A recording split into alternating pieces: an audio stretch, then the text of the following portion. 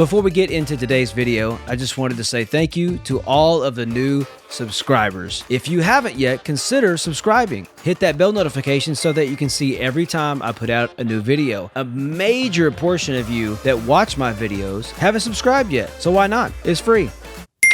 You can also find a PayPal link below if you want to give a one-time or give a monthly to support the channel. Anything, great or small, is appreciated. Now let's get into the video.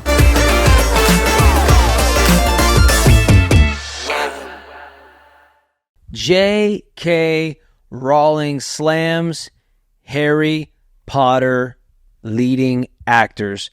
So we're going to wrap up today's live stream with a short little video.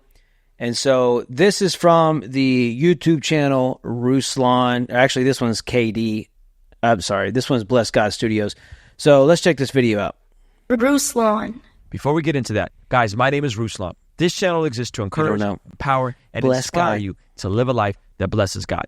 It's a huge video. J.K. Rowling has been in hot water for years now because of her alleged transformer phobia, okay? And they've been dragging her through the mud, including the people that starred in her movie. The very same actors that played the characters she wrote have called her phobic as well. Well, she decided to unload a clip on these very same people because they said she was regressive. They said she was a bigot. They said I don't know if they said she was a bigot, but they said all kinds of crazy things about her. And she has publicly called them out since a recent medical review seems to be leading to the reality that this affirming care for transformer children is actually not affirming at all. It's actually potentially dangerous and can come with irreversible side effects. What? How could anyone not know that?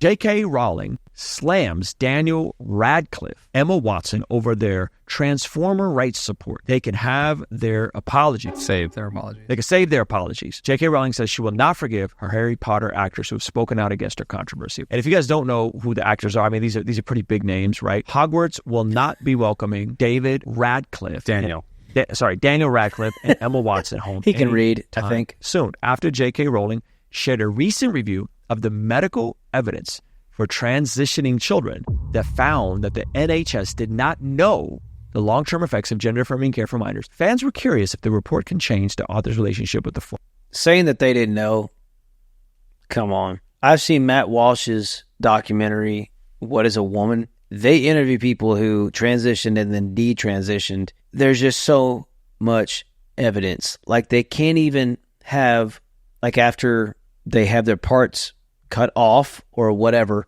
they can't even have traditional, excuse the language for those who are sensitive, like orgasms. They can't have, obviously they can't have children anymore. There's so many things that go against the natural body, and it's just so obvious, and people just try to push this stuff. I was trying to, so I have a media company, and I was just trying to deliver images. So I use this website, upload the images, put in there. It saves me on as far as storage wise and delivering to them, like Dropbox and things like that. So this is just like I go on the little website, drag and drop, and it sends off the files to my clients.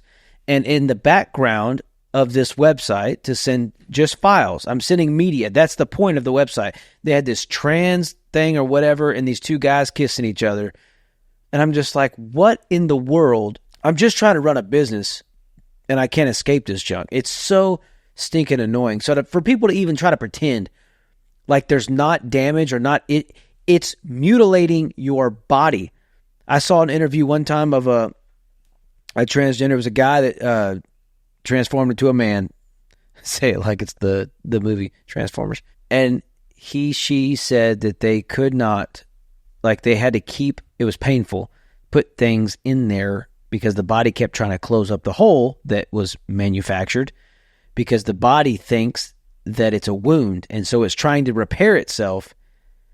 And it was constantly painful. It like having intimate time with whatever they choose to be with, I guess. They can't even do it because it's so painful. And they took like 40 minutes with a affirming doctor to say that it was okay. Like that's what they needed. It's ridiculous. Former Harry Potter. So that, just to be clear, right now, they're saying they don't know. We don't know the long-term consequences. They know. There's studies. I guess technically you can't know the long-term consequences because you haven't had years and years and years. But there's plenty of short-term, and by short-term I mean immediate, where only a few months pass and there's complications, but they're worried about that money. Studies coming out. They know that a lot of this stuff that they're doing is irreversible. They know that a lot of these kids, especially the ones that do the full-on bottom surgeries, will likely never have an orgasm. But why? Yeah, exactly. Why is it that they are pushing it so hard? Population control. If they can get people to do this junk, apparently it was going around that COVID was one of the phases of that. Pushing transgender. If you get everybody mutilating themselves and feeling like they're in the wrong body and playing God and all that other stuff, you curve the population because those people can't have babies anymore. They won't want to have babies because of the pain, because of the damage. Obviously, never have kids, right? So they know what's going on. Now, what they're saying they don't know is when we're talking about the medications that they're giving these kids to quote-unquote pause puberty so they could figure out which gender they are, right? They know where this is going, and they can't buy a pack of cigarettes. They can't drink. They can't go into the military, but they can choose to cut off pieces of their body, mastectomies, castration. Tell me how that logically makes sense, and try to explain to me how that is not pushing their own agenda. It's not, and they're putting the words care on it, and it's not caring at all.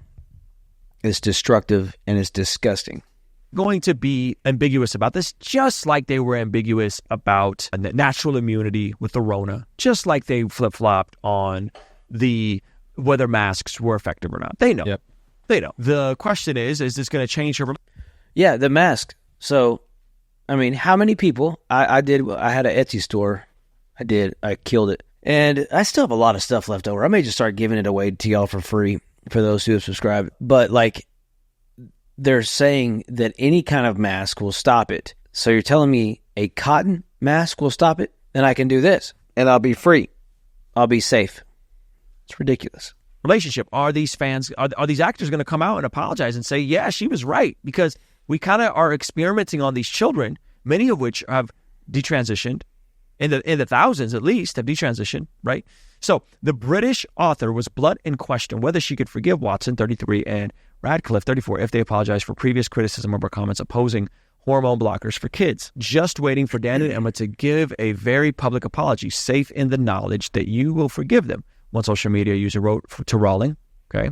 And her response is pretty not safe, I'm afraid. Rowling, 58, responded on Wednesday. Rowling went on to blast the celebrities who spoke out against her when she wrote an essay that was deemed phobic in 2020. Celebs who cozied up to a movement intent on eroding women's hard-won rights and who use their platform to cheer on the transitioning of minors can save their apologies for traumatized detransitioners and vulnerable women reliant on single-sex spaces. And these are the actors that threw shots, and I said all kinds of wild stuff about her. Radcliffe, who played the Sotulier character in the franchise 8 films, affirmed his support for Transformer rights and his disapproval of Rowling's stances that same year. It's clear that we need to do more to support Transformer and non-binary people, not invalidate. Non-binary is the most ignorant and backwards and pointless saying I've ever heard. Their identities, he said in a letter. Okay.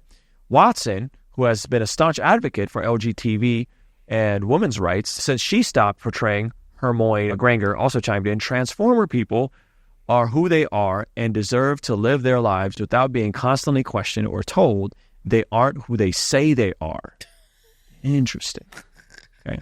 Fellow members of the Harry Potter franchise like Rupert Grant and Fantastic Beasts star Eddie Redmayne shared their support for the Transformer community after Rowling's controversial essay. Rowling has been open about her views on the Transformer community and said she'd happily do jail time for her beliefs. I like how all these actors are just taking the easiest stance ever. Oh, yeah. It's just listing off, like, okay, if you're part of the cast, you have to release a letter on Twitter. Yes. Pretty much. And they're all saying the same thing. They're all saying the same thing. Yeah. And so they're saying she could do jail time because the new hate crime law bans hatred on basis of race, all the things sexual Transformer began earlier this month. Rowling has... It's not hate. See, this is what I was talking about earlier. They're trying to take the truth and fit for the culture. And so then if you speak truth, now you're hating. Now you can go to jail. Now you can spend time in prison. Now you are a bigot. Now you're a homophobe. This is the direction for the end times, where you can't say actual truth anymore, where they will snuff out truth, they will censor truth, and we won't be allowed to say anything that is true unless it fits what they say is allowed. And that's called a dictatorship. Taunted Scottish police to try to arrest her for misgendering people. So this Transformer news anchor has tried to call for her to be arrested for misgendering. Freedom of speech and belief are at an end in Scotland, and the accurate description of biological sex is deemed criminal. The billionaire wrote on X. Oh my gosh. Yeah. Describing her as a billionaire. That's kind of gangster. That's kind of gangster, because everyone's like, oh, the famous author, whatever. Yeah. She's like, I'm a billionaire. Her money long. So she can fight this.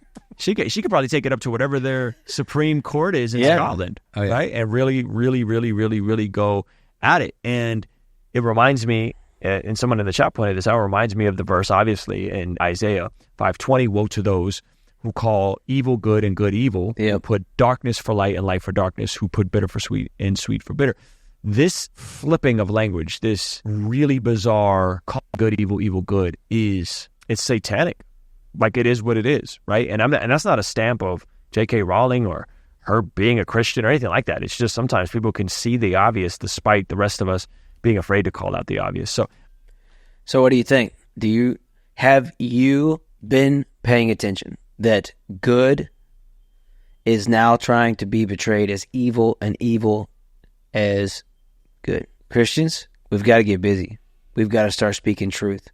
We've got to start standing up for what is right.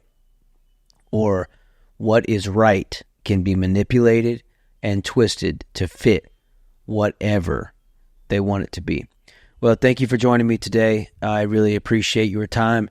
And make sure that you subscribe. You hit that bell notification so you can see every time I put out a new video. Make sure you go follow us on Instagram. Subscribe on YouTube. faithandfailures@gmail.com. If you ever want to be a guest on the show, when I started this podcast, it actually was a space to uplift other people's stories. I love doing interviews. I love talking with people. So let me know. You can email me and get a hold of me, or you can comment on a video and we'll get together and get your information. I hope you have a great rest of your week, and we will see you next time. Faith and Failures Podcast.